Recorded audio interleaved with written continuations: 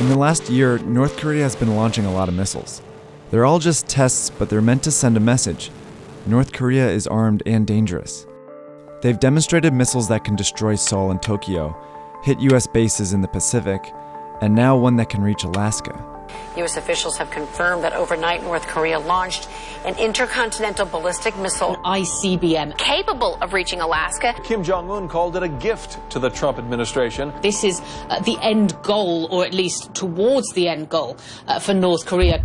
It's called the Hwasong-14. It's the newest member of North Korea's arsenal and their first working intercontinental ballistic missile, or ICBM.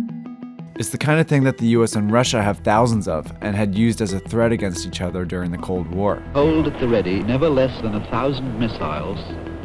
North Korea has been working on one of its own for a while, and they now appear to have one.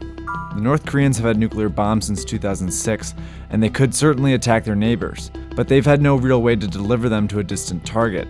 They could try and drop one from an airplane, but it would be likely shot down well before getting to the target. The most effective way to use a nuclear bomb is to attach it to a missile. Different delivery systems determine how far the target can be.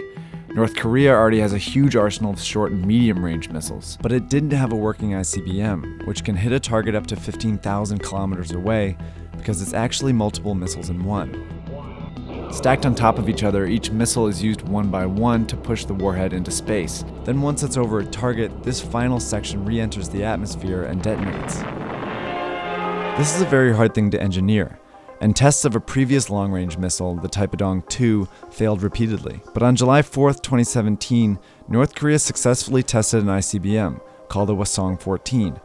It reached a distance of about 930 kilometers, flew for nearly 40 minutes, and successfully re-entered, splashing down in the Sea of Japan. This is a major milestone for North Korea. Analysts calculate that if North Korea wanted to use the Hwasong-14 in a real attack, they would launch it at a lower angle, giving it a range of more than 5,500 kilometers, putting Alaska well in range. But this still doesn't mean North Korea can nuke Alaska today. The Pentagon says that North Koreans cannot fit a nuclear bomb on the Hwasong-14 and have it reliably detonate. See, this is a relatively small ICBM, meaning it can't carry a very heavy nuclear bomb. In order for it to make it to Alaska, the North Koreans would have to figure out how to miniaturize the bomb, and there's no evidence the North Koreans can do this yet. But the Hwasong-14 test shows that North Korea is rapidly improving its ICBM technology, and that it's determined to build one, no matter who tries to stop them. So this raises the question, why is North Korea so dead set on building an ICBM? The North Koreans first got nuclear technology in the 1950s, when their ally, the Soviet Union, helped them build nuclear reactors for energy. At the same time, they were protected from their enemies, South Korea and the US, by the massive nuclear arsenal of the Soviet Union. But in 1991, when the Soviet Union collapsed, that protection went away. So North Korean dictator Kim Jong-il took matters into his own hands and started using the nuclear reactors to make weapons. The US didn't want an aggressive rogue state to have nuclear weapons, so 3 consecutive US presidents all tried different tactics to get North Korea to stop. Clinton negotiated, Bush suspended negotiations and threatened them, and Obama simply tried to wait North Korea out. But every single plan failed to stop the nuclear program. And there's a reason for that. See, the Kim dynasty believes their only option for security is to have proven nuclear capabilities. They saw the US invade Iraq and topple Saddam Hussein because they thought he might have nukes. They also saw Libyan dictator Muammar Gaddafi negotiate with the US and give up his nuclear program, only to be killed by US-backed rebels. The Kim dynasty is determined not to be next. So they've gone on to build an arsenal of missiles for their nuclear bombs. The Nodong is functional today and has a range of 1,500 kilometers. And North Korea's Scud missiles are highly effective within 1,000 kilometers. This puts North Korea's main enemies, South Korea and Japan, within range, as well as the 62,000 US troops stationed there. In fact, North Korea wants to make that loud and clear, and it does so by successfully testing these short-range missiles a lot.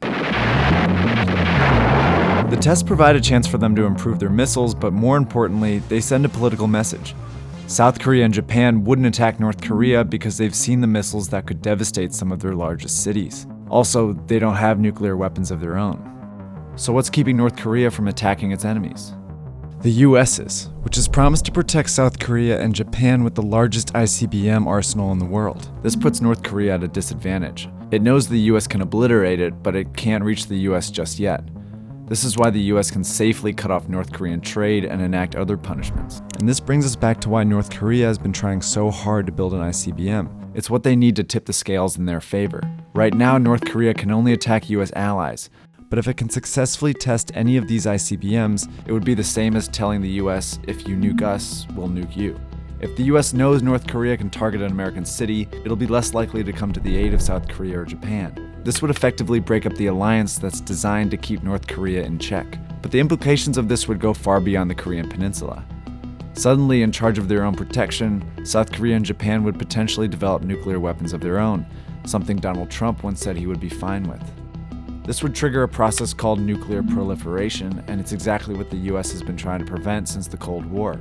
Right now, there are 9 countries with nuclear weapons of their own, while 190 maintain a non-nuclear status because of the Non-Proliferation Treaty.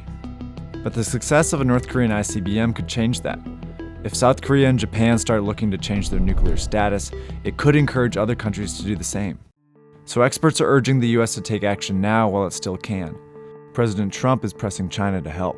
See, China continues to trade and have a diplomatic relationship with North Korea, essentially keeping the regime alive. So if Trump can get China to leverage or cut off that support, North Korea might not have enough resources to keep pursuing an ICBM.